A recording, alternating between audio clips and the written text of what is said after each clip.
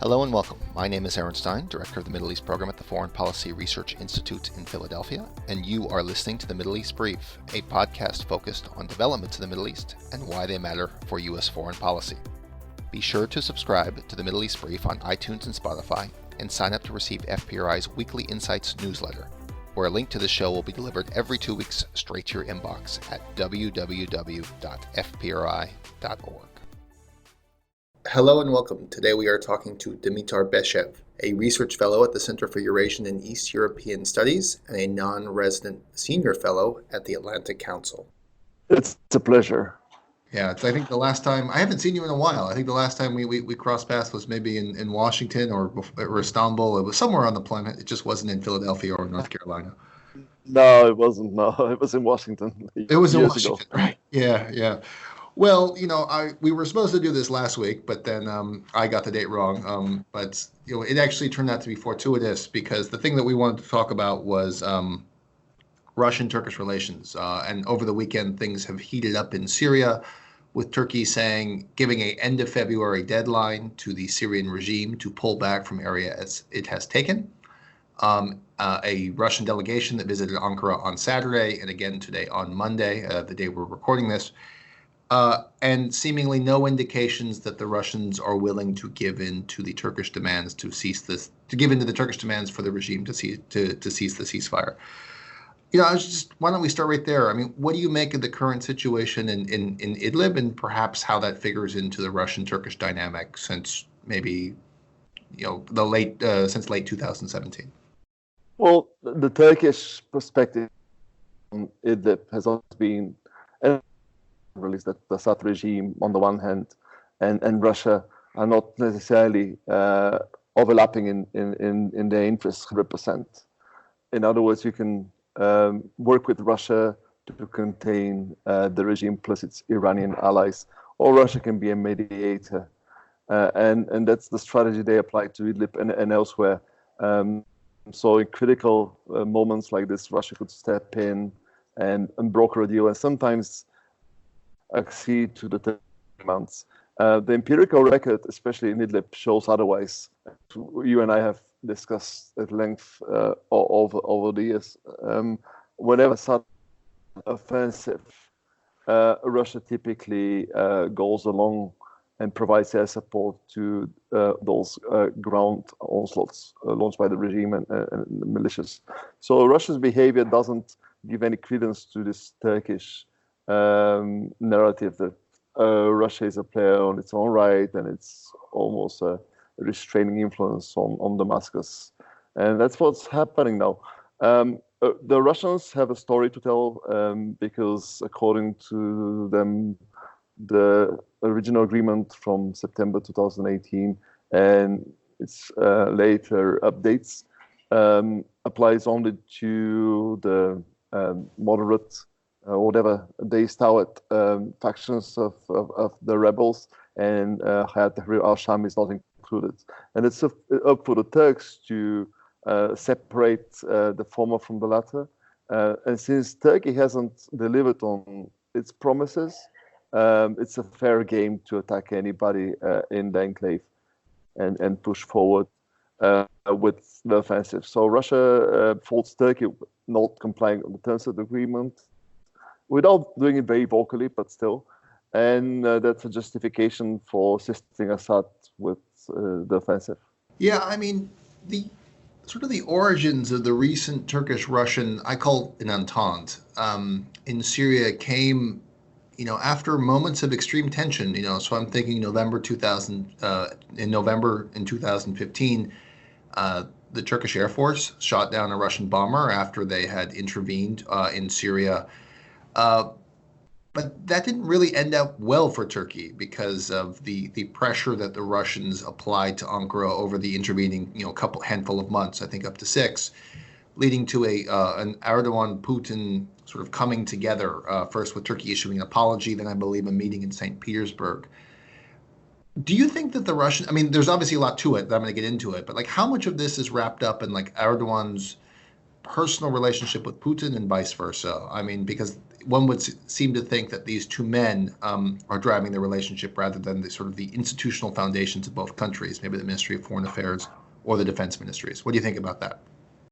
Well, it's more than 50% the personal relationship. Although, to be fair, there is a bit of an institutional dynamic because in my reading, at least, the Entente predates Erdogan and Putin. So we had the beginnings of this semi-cooperative, semi-competitive connection as early as the late 90s. Just to open a parenthesis, the first Turkish leader to meet Putin, then a freshly appointed prime minister amidst the Second Chechen War was Bülent Ecevit. It was Erdogan. Erdogan was just out of prison. So Turks have always looked at Russia as a competitor, but also a power you can do business with, or you have to take into account. Now, what happened to Erdogan, I think he has taken it several levels further. I don't think there's any dispute about it. He certainly realized that his personal rapport with Putin can deliver the goods. But I think Putin by now is probably kind of aware of the limits of this relationship. And certainly the Turks, as I did say in my previous opening comment, are seeing the limits of working alongside this notion that just leader-to-leader conversations can provide a fixed situation on the ground. It's just not working. I think at the institutional level, going back to state, if you talk to Turkish officials, they confess they don't trust Russia that much, and they frankly intimidated by the Russians, because the raw fact of the matter is that Russia has military presence not just in Syria but also in Armenia, which basically scaled up during the confrontation with Turkey in 2015, 2016. And let's not forget Crimea, which after the annexation, in Putin's own words, was transformed into a real fortress with major investment into all kinds of military installations, anti-air defenses, and also upgrade of the Black Sea fleet. So Turkey is to feel encircled and also vulnerable to Russia. Yeah, I mean, that's actually a really useful way to frame it. So a lot of people are sort of looking at this, the crisis in Idlib, for lack of a better word, and saying that this may be the end of the Russian-Turkish relationship. And my reading is that it's more complicated than that. I do think that perhaps the cordial relations that had dominated perhaps discussions about Idlib in Syria over the past year are over, but there's a lot of reasons for these two countries to still talk. I mean, we can expand this out a little bit to Turkish economic ties with Russia, the tourism factor, and then also the Turkish decision to purchase a Russian air defense system, the S-400. I mean, it's a lot more complicated than just Syria, wouldn't you say? Absolutely, that's my estimate. I mean, my rule of thumb about Turkey and Russia is the following: whenever they cooperate, you have to be looking at about points of tension, and vice versa. When there is a crisis, and we have a good case study in 2015, 2016, there is a de-escalatory dynamic going behind the scenes. So there's always a balancing act. The relationship is multidimensional. It's not just about Syria. And for a lot of time, Syria was a footnote. Early in the crisis, say 2011, all the way to 2015 when Russia intervened, that was the main focus of the relationship. It's the most visible piece right now. But we shouldn't forget there's so many more things going on because, like you said, there's the trade connection, there's the Black Sea and the Caucasus dimension, and potentially other issues, and also Libya, of course, that put Turkey and Russia on the same page. And therefore, I think they'll find a way to work around their differences. Maybe it will be a band-aid, it won't be a permanent fix. But I don't see a major conflict, a showdown like the one we saw several years ago coming. Neither do I see a lot of people in Washington and elsewhere obsessing about a Russian-Turkish alliance, Turkish access, and leaving NATO. It's a complicated dynamic. If they had a Facebook page, they'll have it's complicated state. Yeah, seriously. I think that's an old Facebook case. So I think you're dating yourself, and I'm dating myself, but I know what know what you're talking about. But there's a lot of people in Washington who see this as an opportunity. So obviously, American-Turkish relations have deteriorated largely over Syria, but also over ancillary issues like the status of Fethullah Gulen here in the United States. But mostly it's over Syria. And they see this as perhaps a wedge issue to drive the Turks and Russians apart, and for the U.S. to maybe reaffirm to Turkey that this is what they're missing. You can have the Americans or you can have the Russians. I think this is a very simplistic and a wrong way to think about sort of the Turkish-Russian dynamic, also the Turkish-American dynamic. But I'm curious what you think here. Is there an opportunity for Washington here, particularly in the wake of the S-400, Turkey's loss of the F-35, and then obviously the YPG issue in Syria? Perhaps, but I wouldn't go as far as saying that Turkey will just cut ties with Russia and then we re-embrace the U.S. I mean, that's a Hollywood kind of scenario. It doesn't work that way in day-to-day diplomacy. I think Turkey might reach to the Americans, but the fact remains that Russia has the goods that U.S. by virtue of its withdrawal or semi-withdrawal from Syria doesn't. So in the future Syria, Russia will be one of the power brokers. It won't be the only power broker because they're the Iranians and others, but Turkey is much more dependent on Russia's good graces. Also with regard to the future power sharing agreement. And it was by Russia's blessing that Turkey entered Syria in 2016, let's not forget. So Turkey has incentive not to burn bridges to the Russians, to continue to talk, to engage. The prospect for some sort of a partial deal of partition Idlib is not far removed. And the U.S. is not there, and Russia is there. It might not have all the leverage to sway the regime, but Turkey needs to talk to it to fight for its interests. So I don't think there is a scenario of a 100% kind of 180% degrees switch in Turkish position. Yeah, and I want to actually come back to something we talked about in the pre-show, not on the air, in just 1 second, and that's sort of about the future of Russian presidential politics and perhaps that being a model for the future of Turkish presidential politics. But, obviously, Syria is an out-of-area conflict. And by that, I mean it's outside of NATO's self-defined limits about where the self-defense clause could truly be applicable. I'm curious, there is some talk, and I see it on Twitter and from respected analysts, is that the periphery states, Turkey being one, have been cowered by Russia, and that the Russian moves, maybe in Ukraine and now in Syria, have prompted sort of allies along the periphery to be, I guess, wary of Russian power to the point where they're willing to engage in negotiations with Russia where they make concessions. I don't see it like that. I see Turkey as the outlier. So if you kind of expand it a little bit and look at like the 29 NATO states, is Turkey the outlier within that in terms of how it's engaged with Russia, or do you see a lot of overlaps with other countries that may be on the periphery of Russian aggression over the past couple of years? And is this a broader crisis for the United States and the Western alliance? Well, it is and it isn't. I mean, depending on who you compare Turkey to.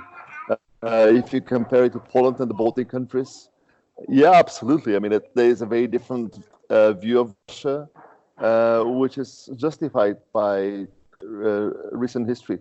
Obviously, Russia was controlling those regions and has a lot of buttons to push there. I mean, they feel much more threatened I think the level of threat perception in Turkey is different, but it's not unique in the sense of preferring accommodation over fighting back Russia.